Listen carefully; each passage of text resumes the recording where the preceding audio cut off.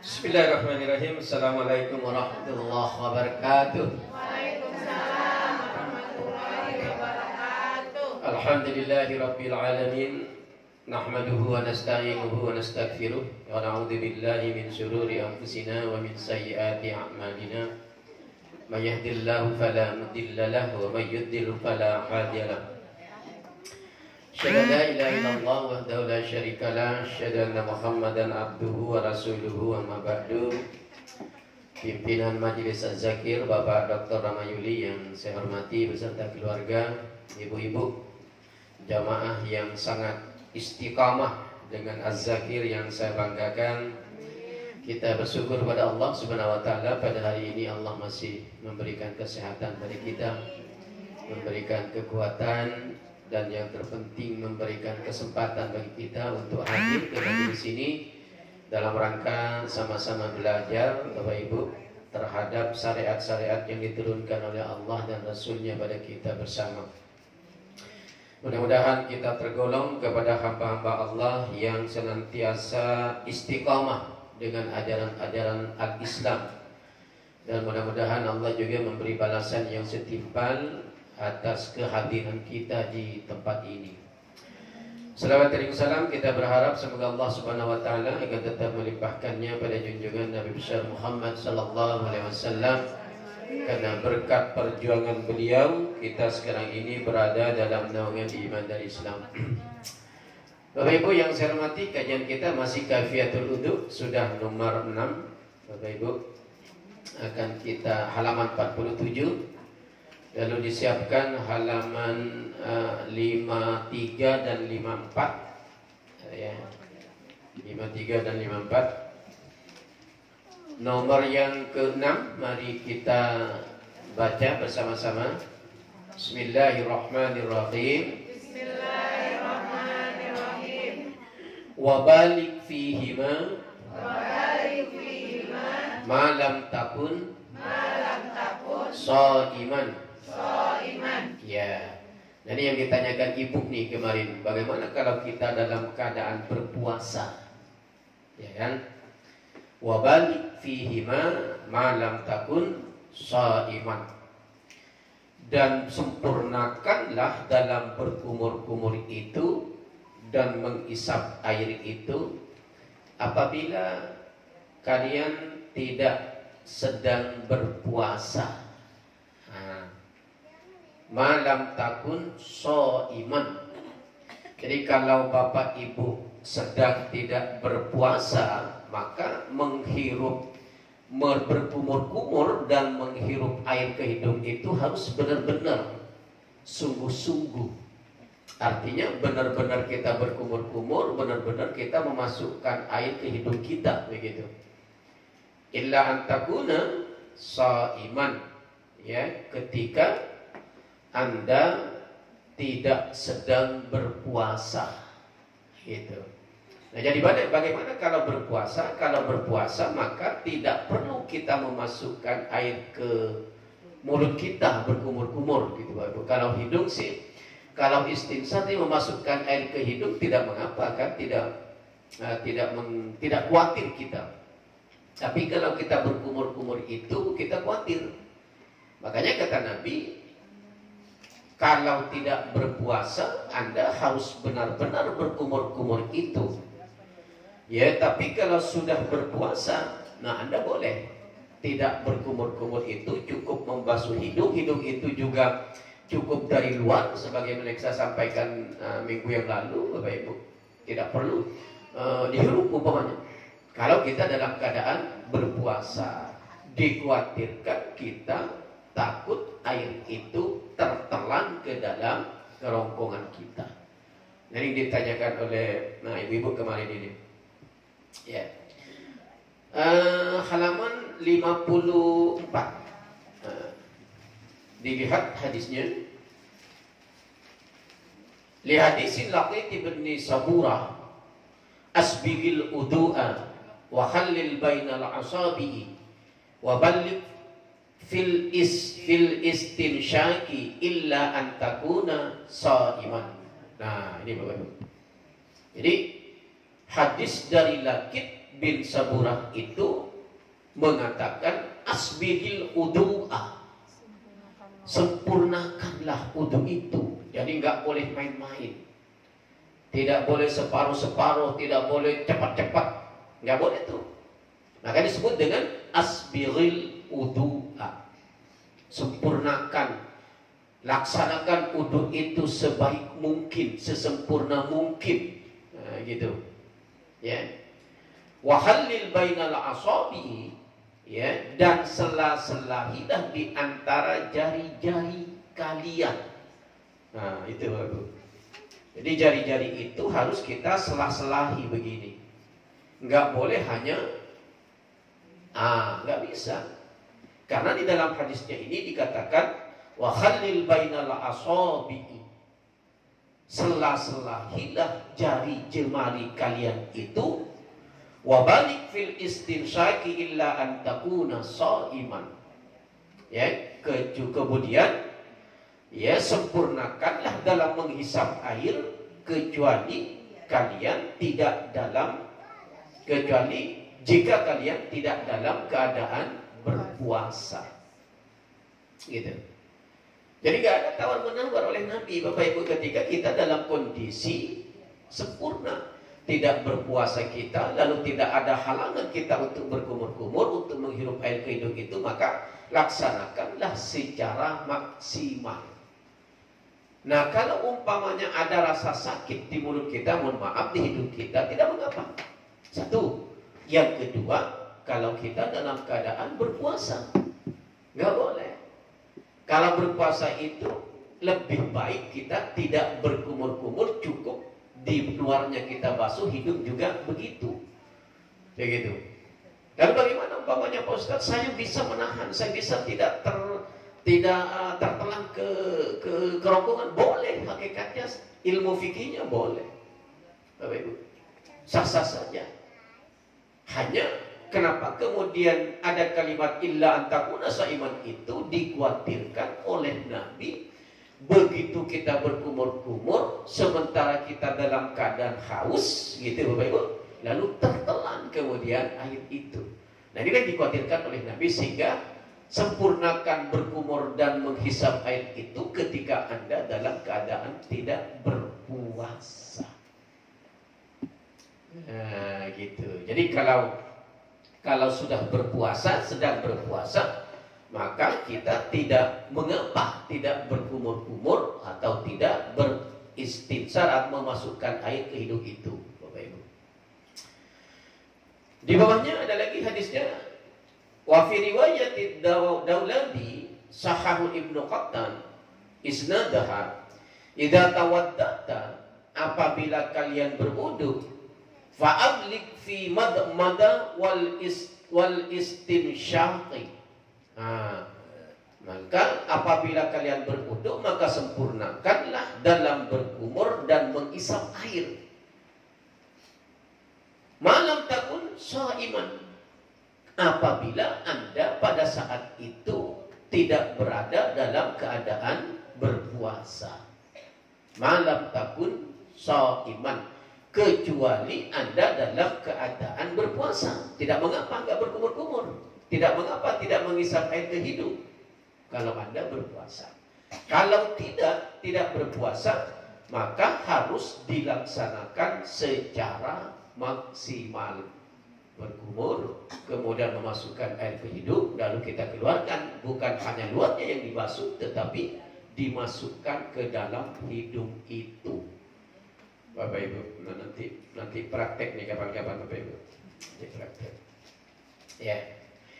Kembali ke halaman 47, Bapak Ibu, biar agak-agak cepat nih. Ya. Summa ghasil wajhaka thalasan, yang ketujuh. Ya. Summa ghasil wajhaka thalasan. Kemudian basuhlah mukamu 3 kali. Nah, membasuh muka itu Bapak Ibu, ya, muka itu dari ini semua ini masuk muka nih. Nah, sampai kalau laki-laki sampai ke dagu, sama ibu-ibu juga.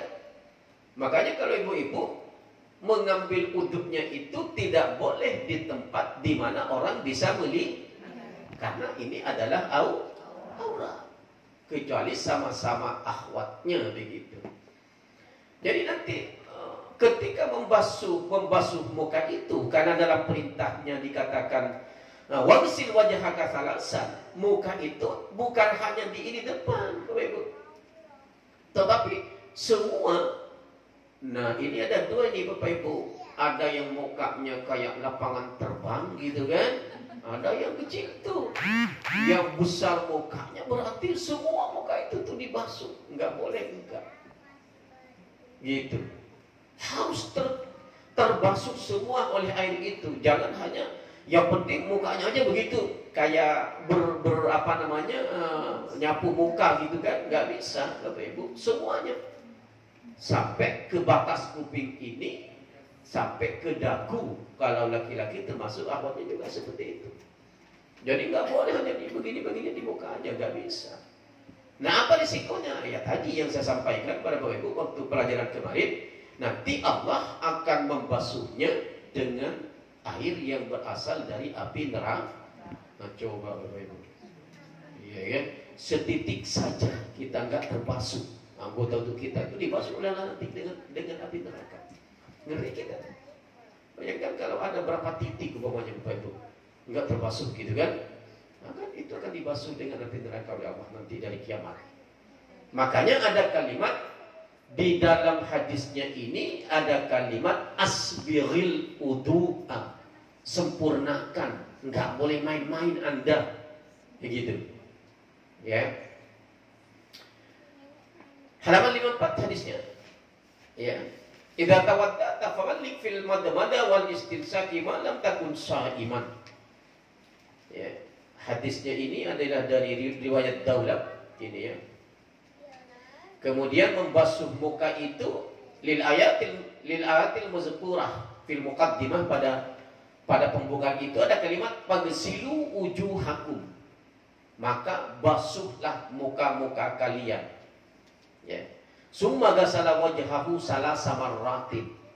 Maka basuhlah muka kalian itu 3 kali.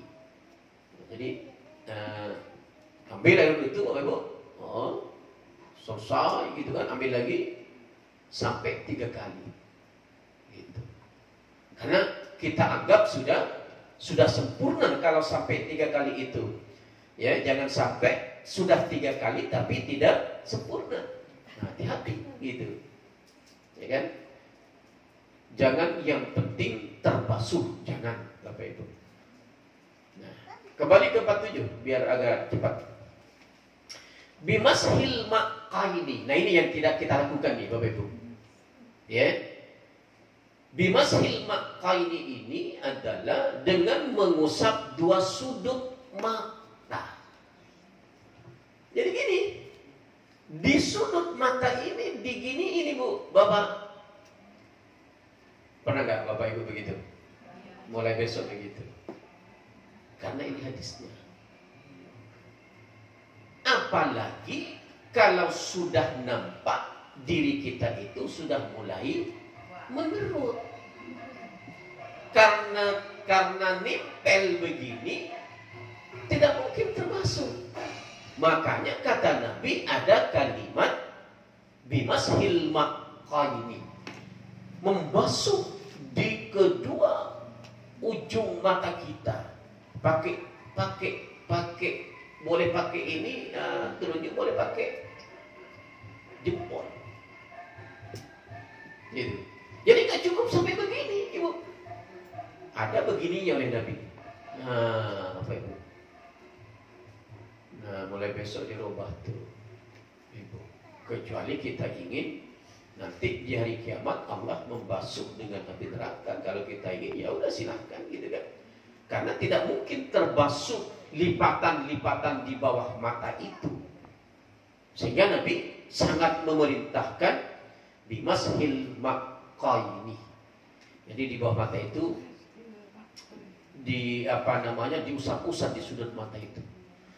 Apalagi kalau sudah usia 50 tahun ke atas. Nah, rata-rata kita ya, tapi masih banyak yang muda sih Bapak Ibu ya. Ya kan? Kalau muda masih kencang barangkali nggak usah gitu ya. Tapi ini perintah oleh Nabi. Nah, di bawah mata itu 3 kali. Nah, itu yang tidak kita lakukan Bapak Ibu selama ini. Ya kan? Kita hanya mengandalkan langsung membasuh muka kita. Padahal Nabi mengusapnya 3 kali di bawah sudut mata kita itu. Takut tidak terbasuh begitu. Ya. Lihat hadisnya halaman 54 dan 55. Li hadis Nabi Daud bi isnadin jayyidin an Abi Umamah kana Rasulullah sallallahu alaihi wasallam yamsahul makkaini fil wudu'i. Nah, jelas semua hadisnya Ibu. Hadis Abu Daud dengan isnad yang baik dari Abu Umamah, Rasulullah mengusap 2 sudut mata dalam berwudu. Begini.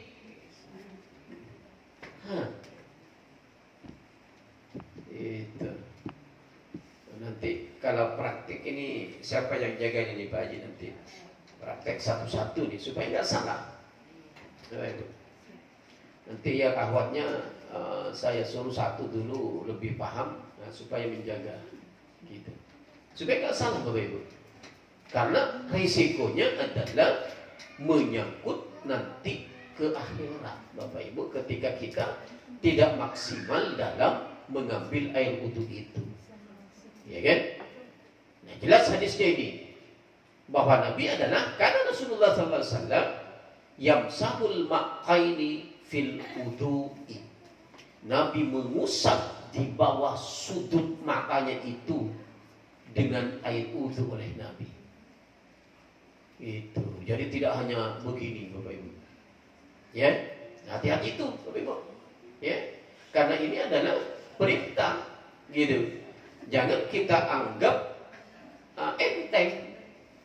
Harus seperti itu. Kecuali Bapak Ibu berada dalam kondisi yang kurang. Umpamanya mata, maaf saya buka matanya, nggak mengapa kalau begitu. Nggak dibasuh pun tidak mengapa. Itu namanya penghalang Bapak Ibu. Mani namanya penghalang. Yang menyebabkan kita boleh tidak melakukan secara maksimal. Ya. Nah, tapi kalau dalam kondisi baik kita, normal kita, maka harus seperti itu. Nah, halaman 47 kembali. Nah, ini juga ini 9 dan 10 ini jangan nih kita lakukan Bapak Ibu. Wa italatil ghuslihi wa italati ghuslihi. Ya, dengan melebihkan membasuhnya. Melebihkan membasuhnya itu Bapak Ibu kepada semua anggota tubuh kita. Diusahakan jangan hanya sampai pas sebagaimana yang dianjurkan oleh Nabi. Tapi ketika kita membasuh kepala, kita lebihkan muka kita. Ketika kita membasuh tangan, dilebihkan juga. Ketika kita membasuh lengan, harus melebihi siku. Walaupun aturannya sampai siku, maka dilebihkan ke atasnya oleh Nabi, anjurannya. Nah, ini disebut dengan dalam hadisnya ini adalah wa italati ghaslihi.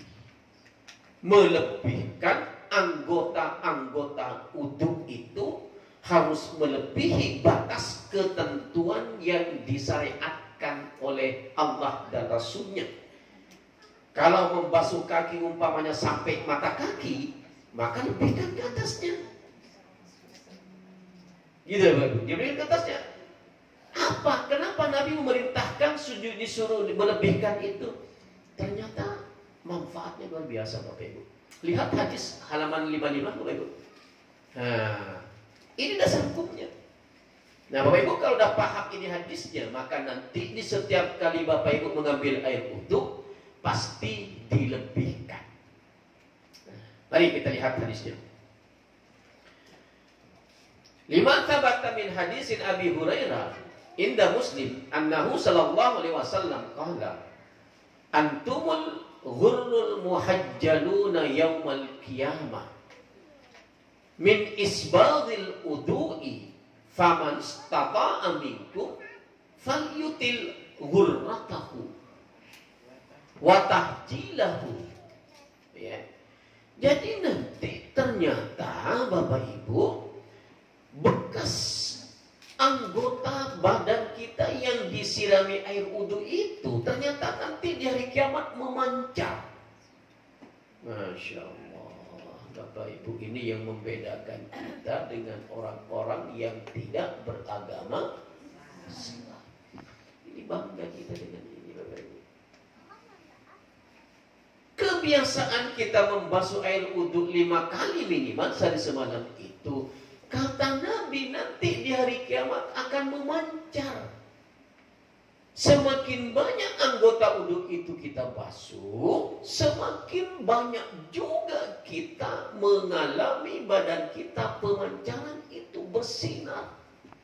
Jadi nanti begitu Bapak Ibu bangkit dari kuburan, begitu akan datang ke mahkamah pengadilan Allah setelah ditiup sangkakala oleh malaikat Israfil, bangkit semua, umat Islam itu sudah mulai terpancar Bapak Ibu dari kuburan itu. Dari tempat kuburan itu berjalan dalam padang mahsyar itu memancar umat Islam yang sering mengambil air. Jadi kalau ada nanti Bapak Ibu orang Islam tapi begitu bangkit dari kuburnya menuju padang mahsyar itu nggak bersinar, berarti waktu hidup dia tidak pernah mengambil air. Jadi bersinar. Karena itulah Nabi memerintahkan kepada kita agar kita lebih melebihkan, ya, melebihkan. Faman istata'a minkum falyutil ghurratahu wa tahjilah. Kata Nabi, jika kalian mampu, katanya, jika kalian mampu di antaramu supaya melebihkannya, maka lebihkanlah supaya sinarnya itu nanti lebih banyak. Bapak Ibu, sinarnya itu, memancarnya itu nanti badan kita ini, anggota wudhu kita ini lebih banyak. Kalau hanya sebatas umpamanya sampai sesuai dengan yang dianjurkan Rasul, hanya itu yang memancar. Tapi kalau dilebihkan umpamanya, kaki juga dilebihkan, muka juga dilebihkan, kepala juga dilebihkan nanti, maka semakin banyak tubuh kita yang memancarkan cahaya. Hebat ya Bapak Ibu, luar biasa kita. Ya, jadi nggak ada ceritanya main-main berwudu itu kalau begini. Di samping kita diancam oleh Allah nanti akan dibasuh dengan api neraka ketika tidak terbasuh salah satu anggota tubuh kita. Ternyata manfaat yang keduanya itu adalah badan kita nanti memancar, bersinar Bapak Ibu. Disitulah kita mengetahui mana yang masuk surga, mana yang mau masuk surga, dan mana yang tidak mau masuk surga. Sudah kelihatan. Bapak Ibu bangkit dari kubur nih, bareng-bareng tuh kita. Iya, ini majelis az-zakir satu kelompok nih Bapak Ibu.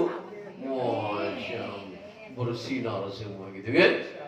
Ilaha illallah. Ada di samping kanan kita, samping kiri kita. Kok kamu nggak bersinar? Artinya orang itu di dunia tidak pernah ambil air wudhu. Nanti begitu nyampe dalam mahkamah pengadilan Allah itu, begitu dihisab oleh Allah, ya begitu dihitung, dikalkulasi, dimizan, sendirinya dia yang tidak bersinar itu ya pasti menuju ke bagian kiri. Gini, tanpa diperintah. Ya kan, yang bersinar itu pasti dia menuju ke kanan tanpa diperintah. Artinya menuju surga dan menuju neraka. Mana yang Ibu pilih? Surga. Baik-baik, mumpung Allah memberikan kita kesempatan hidup.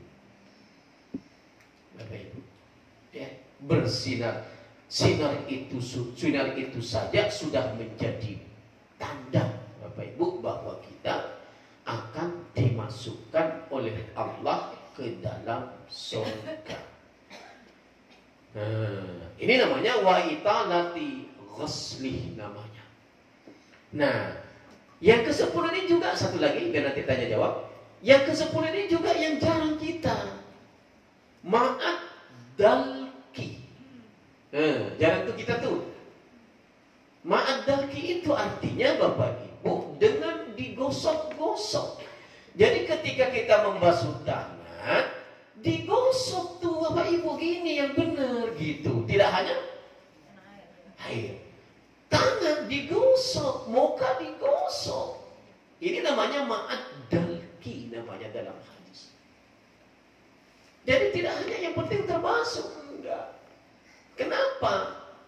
Ya, kita menganalisa dengan kalimat ma'ad dalki itu tentu supaya anggota badan kita bersih, suci. Bapak Ibu, kotoran-kotoran yang melekat itu akan rontok kalau melakukan ma'ad dalki, kata Nabi, dengan digosok-gosok. Jadi nggak boleh hanya air mengucur, udah begitu, nggak bisa Bapak Ibu, harus digosok. Mau Ibu begini caranya atau begini, yang penting begitu gitu kan? Enggak, digosok-gosok, ma'ad dalki, kata Nabi. Anda gosok, muka digosok, kaki digosok. Tidak boleh hanya sebatas kita terbasuh, Bapak Ibu. Ya. Lihat halaman 55 hadisnya itu. Dikatakan li hadisin Abdillahi Zaid bin Asim anna Nabi sallallahu alaihi wasallam tawadda faja'ala yakunu kada yadluk. Ya.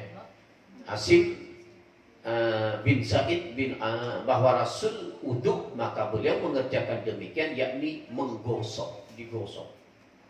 Jadi enggak hanya terbasuh Bapak Ibu, ya, harus digosok-gosok Bapak Ibu. Bapak Ibu yang saya hormati, ada waktu 9 menit kalau kita mau tanya jawab, ya. Ada pertanyaan, dipersilahkan. Silahkan Ibu. Tanya. Ya. Kalau tukang bangunan itu pasti semennya menempel. Nempel, ya. Dia kan kalau mau sholat, dia kan nggak bersih sekali gitu kali ya. Bagaimana itu? Iya. Jadi perintah Rasul dalam hadis ini Bapak Ibu tertuju kepada orang yang dalam kondisi normal. Maksudnya bukan normal ini Bapak Ibu ya, tapi artinya berada dalam kondisi yang memang biasa prima gitu. Nah, bagaimana dengan pekerja yang keseharian dia bergumul dengan sirin gitu Bapak Ibu? Dianjurkan memang sebelum sholat dia harus mandi dulu yang bersih. Ada nggak Bapak Ibu tukang kalau mau duhur atau asar mandi dulu tuh sholat baru kerja lagi gitu kan? Ada nggak Bapak Ibu? Nah, kalau ada bagus, kalau jarang, nah harus dibuat begitu. Apalagi kalau ibu-ibu umpamanya suaminya, nah tukang gitu, dibilangin Pak, nanti Pak kalau mau sholat duhur walaupun kerja mandi dulu Pak. Nah, kenapa Bu? Wah saya tadi malam dijelaskan oleh Ustaz Sodik tuh harus mandi dulu, semaksimal mungkin Bu Haji. Umpamanya masih karena kondisi tukang itu kan memang, nah ini Bapak Ibu ya, salah satu penyebab kenapa seorang muslim itu terkadang tidak maksimal dalam wudhunya, dalam sholatnya gitu kan, karena memang kondisinya bekerja keras umpamanya Bapak Ibu, kayak orang yang di pelabuhan itu, wah luar biasa tuh Bapak Ibu, iya kan. Nah jadi usahakan walaupun dia tukang, sebersih mungkin mandi dulu baru sholat, ambil wudhunya ya persis. Kalau tidak bersih dalam saat mandi kan, saat wudhu itu kan kita digosok-gosok, mandati kata Nabi, digosok-gosok sebisa mungkin. Nah umpamanya tetap saja tidak maksimal karena semennya mungkin 5 cm begitu umpamanya, nempel umpamanya. Nah ini namanya darurat, yang penting tidak najis. Nah itu dia. Padahal kita udah berusaha semaksimal mungkin. Ya, kalau kita sudah berusaha Bapak Ibu, siapa yang paham bahwa kita udah berusaha semaksimal mungkin? Diri kita dengan Allah. Kalau orang nggak bisa, saya nggak bisa melihat itu orang itu benar-benar tuh sungguh-sungguh tuh, nggak bisa Bapak Ibu. Yang punya urusan itu, yang tahu kondisi kita sungguh-sungguh atau tidak diri kita, tentu dengan Allah dan berbagai para malaikat juga paham, gitu kan? Kalau orang lain nggak bisa Bapak Ibu, nggak bisa menebak. Oh anda sungguh-sungguh, oh anda nggak bisa. Ya, karena itulah dituntut kejujuran. Ya, dituntut kejujuran. Kan? Nanya lagi. Nah, gimana lagi Bu? Berapa sejauhnya kita bangun dari kubur ke Padang Mahsyar? Apanya dimaksudnya Bu? Perjalanannya? Berapa? Jauhnya? Iya, jauhnya itu ya paling antara ujung barat ujung timur lah. Tergantung ujung. Jadi Allah tidak memberikan penjelasan sejauh mana kita berjalan. Tapi kalau kita tergolong kepada orang-orang yang bagus, orang-orang beriman, perjalanan itu akan cepat. Bahkan ketika di jalan Shiratal Mustaqim itu seolah-olah kita terbang. Tapi bagi orang yang memang bergumul dengan dosa, tertati-tati dia. Kapan dia nyampenya gitu kan? Sementara begitu nyampe menurut riwayat dalam Padang Mahsyar itu, matahari itu hanya sejengkal di atas kita.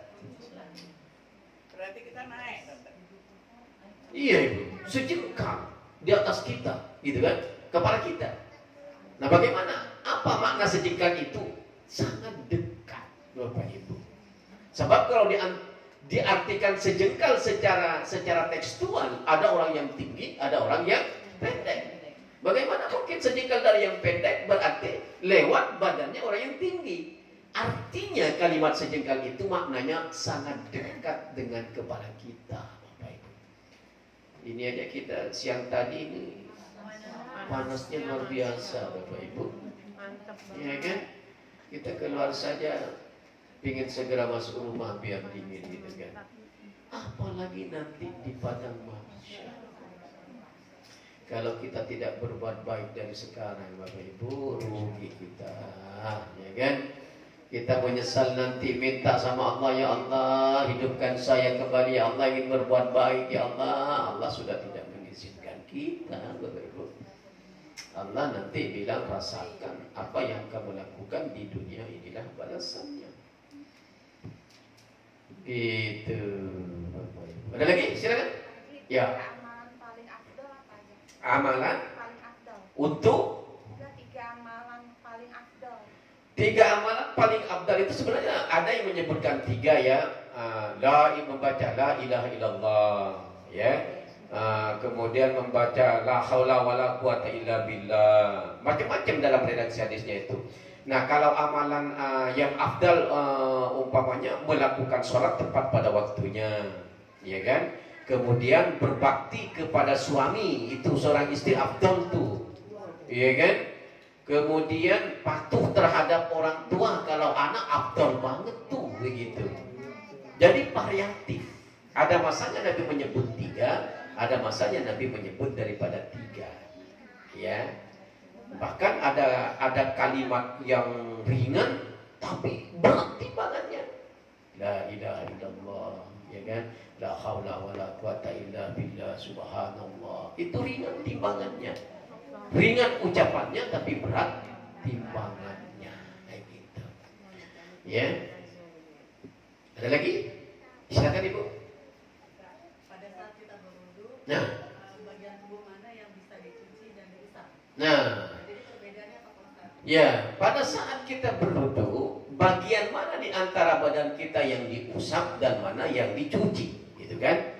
Kalau dicuci itu kan kain Ibu itu ya, digosok gitu ya, disapu dan diusap, ya sama saja gitu kan? Nah kalau dalam hadis ini kan dikatakan wa italatil ghaslihi ma'ad dalki. Jadi semua anggota badan kita itu dalam anggota wudu maksudnya harus digosok, bukan hanya disapu. Walaupun dalam ketika memerintahkan famsahu, nah kepala tuh famsahu biru'usikum wa arjulakum ilal ka'bain, usaplah kepalamu. Nah ini Bapak Ibu nanti belum nyampe di kita. Jadi untuk itu Bapak Ibu ambil air dan begini kan, begini Pak, sampai tengkuk kembali lagi, baru ini jatuh masuk ke kuping lalu diputar. Cukup sekali. Ya kan? Nah ibu selama ini kalau wudu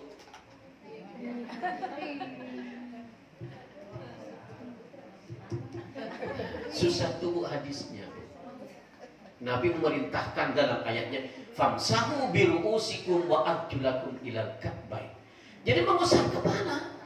Nah inilah nggak perlu digosok-gosok barangkali ibu, ya kan? Kalau digosok-gosok begini, berdiri semua tuh rambut itu, gitu kan? Lah perempuan juga tidak perlu sampai ke tengkuk dalam hadis. Datang tuh sahabat, seorang awam kepada Nabi bertanya, gimana Rasul, saya kan punya gunung, kata ibu-ibu itu. Apa gunung itu maksudnya? Sanggul, Bapak Ibu.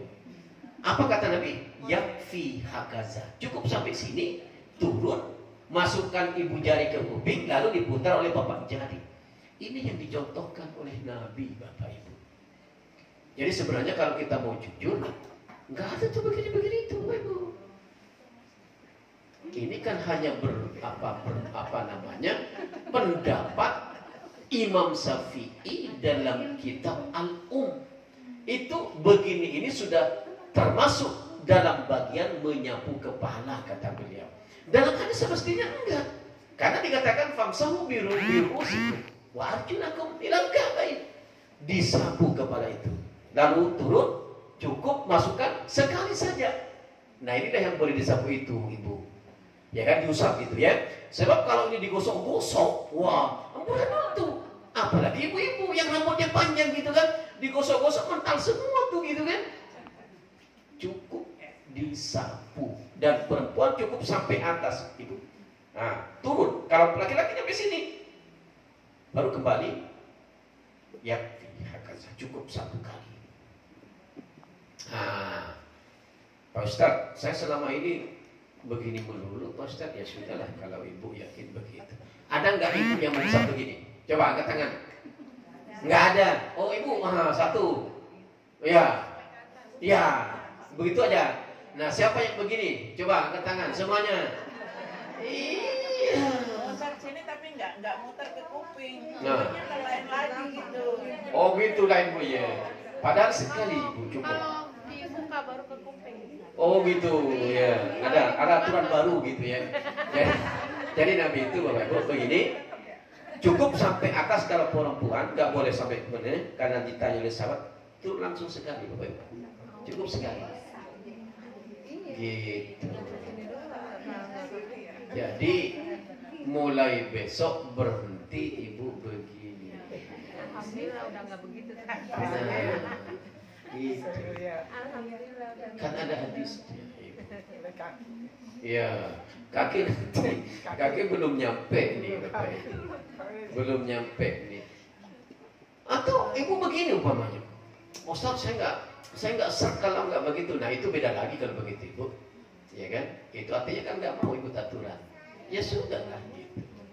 Yang penting sudah kita sampaikan mana yang benar, mana sesuai dengan hadisnya. Masalah ikut dan tidak itu kan kemudian, ya kan?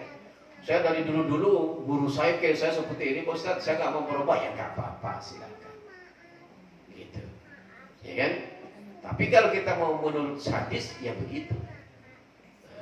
Cukup sekali, tidak perlu berkali-kali, Bapak. Nah itulah mengusap itu ibu besok itu ya. Nggak perlu digosok-gosok lah kalau itu. Masalahnya nanti mental semua kepala itu, gitu. Ya kan? Kalau kuping juga sekali doang. Sekali ibu, sekali. Nggak usah 2 kali 3 kali, gitu. Nah, tapi bu 3 kali ya bu ya. Iya, biasa 3 kali. Ya, benar. Ya, silakan bu. Kaki kan, Nah. mana kita di atas dempul tuh. Nah. Mana kan kita nggak sampai atas dempul, cuma separuh ini aja. Kaki. Ya. Iya. Sebenarnya belum nyampe sih bu hadisnya bu. Sebenarnya kalau kaki itu bu sampai mata kaki. Nah, mata kaki. Contoh ini hadisnya. Tapi ada anjuran Nabi untuk melebihkan. Supaya kenapa? Supaya nanti sinarnya lebih banyak. Gitu loh.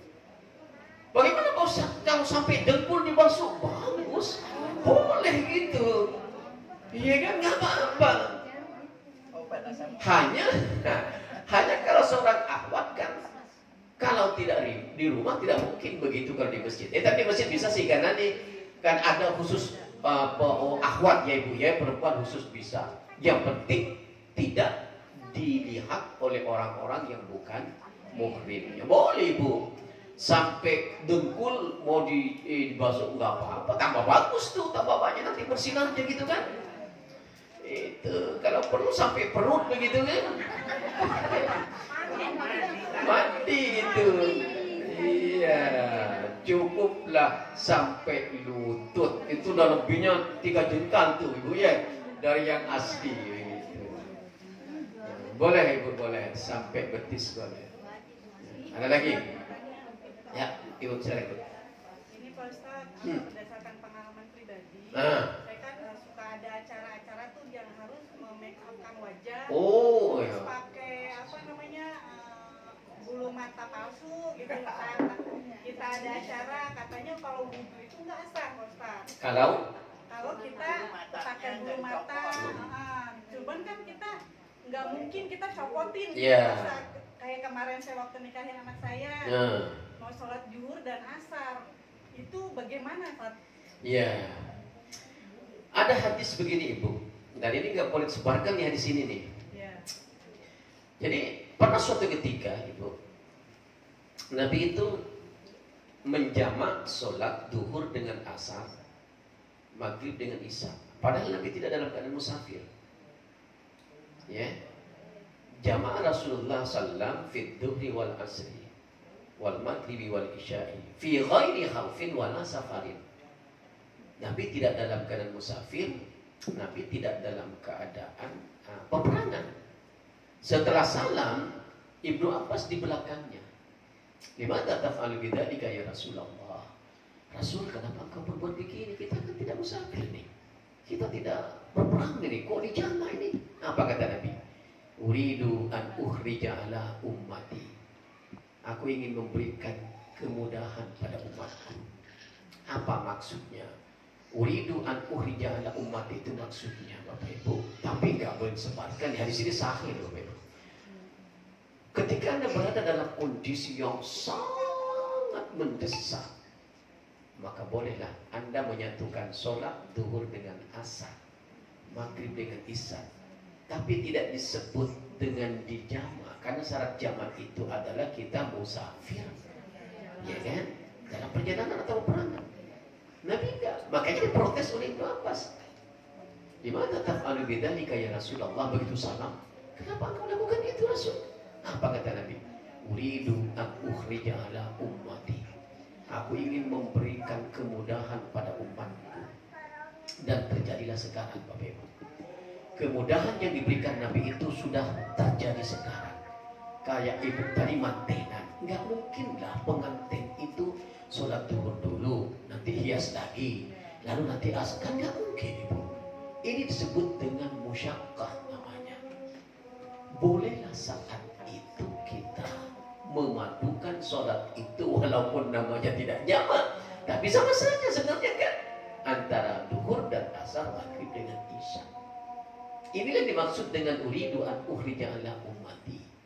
Hadis ini tidak pernah disebarkan oleh para ulama, Bapak Ibu, takut diambil gampangnya. Wah, kalau begitu saya sibuk sedikit, ya sudah lah, saya jaga gitu kan. Pulang dari kantor Pak Haji, pulang dari kampus sebelum asar, ya kan, nyampe maghrib nggak sholat asar di jalan. Oh, Nabi pernah melakukan kok. Kalau di sini seberluaskan, padahal di sini sahih. Ada dalam Sahih Muslim nomor 93 di situ Bapak Ibu. Enggak disebarkan oleh para ulama di sini Bapak Ibu. Takut memahaminya itu salah. Wah, udah kalau gitu nggak apa-apa, saya pulang dari kantor, saya pulang dari kerja, tunda sholat nanti di jamaah. Wong Nabi pernah melakukan kok. Padahal maksud Nabi tidak begitu. Ketika Anda berada dalam sebuah kesibukan yang luar biasa, bolehlah Anda lakukan itu. Enggak boleh dilakukan terus-menerus. Memang nikah itu berapa kali seumur hidup Bapak Ibu? 1 kali. Jangan besok lakukan, besok lakukan, besok lakukan. Oh, ini namanya bukan dosa. Ini sengaja ingin mempermudah apa yang tidak ingin dimudahkan oleh Allah, oleh Rasul. Gitu. Nah, untuk highlights-nya itu sendiri bagaimana Pak Ustaz? Nah, kenapa itu oleh sebagian ulama harus dicopot? Karena ada hadis Bapak Ibu, menambah-nambah ciptaan Allah itu hukumnya haram. Makanya kalau bisa Ibu nggak usah ditambah-tambah tuh bulu mata itu. Kan pada saat itu kita ngerias Pak Ustaz. Iya Ibu ya. Kalau nggak ditambah ujung matanya, bayaran kurang ya Bu ya. Ini juga salahnya. Nah, inilah yang disebut dengan darurat Ibu. Bahkan itu seumur hidup sekali tak. Nah, tapi besok cerai jangan begitu lagi nikah Ibu. Iya kan, dapat setahun cerai, nikah lagi, begitu lagi, cerai lagi, begitu lagi. Oh ini tidak uridu an uhrija ala ummati, enggak tercapai apa yang diinginkan oleh Rasul. Nah inilah namanya darurat Ibu ya, terpaksa gitu. Yang hanya dilakukan sekali dalam seumur gitu Ibu. Ya nggak perlu dicopot dulu Ibu, copot ntar kalau pasang lagi gitu repot juga kalau sekali copot, mendingan nggak dipakai lagi. Iya, bayaran kurang Bu ya. Ada lagi Ibu pertanyaan? Cukup kalau begitu. Baik Bapak Ibu, mohon maaf kalau ada kekurangan dan kesilapan. Saya rencana mau saya selesaikan ini. Berkata Pak Haji tadi, bagaimana kalau selesai sekalian? Tapi susah juga Ibu gitu kan? Karena kita harus menjelaskan dengan hadis-hadisnya. Jadi kita baru sampai kepada nomor 10 ma'ad dalki begitu.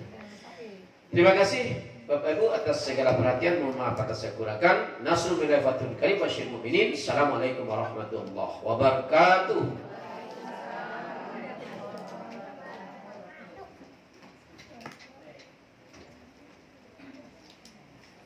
Halo Ibu-ibu, demikian kajian tentang bab wudu kita tadi kalian. Mudah-mudahan dengan ilmu kita bisa paham ya, agar ilmu yang kita dapatkan ini untuk memudahkan amalan kita diterima oleh Allah. Jadi kita wudu ada ilmunya Bu. Jadi kita kalau nggak ada ilmunya percuma Bu.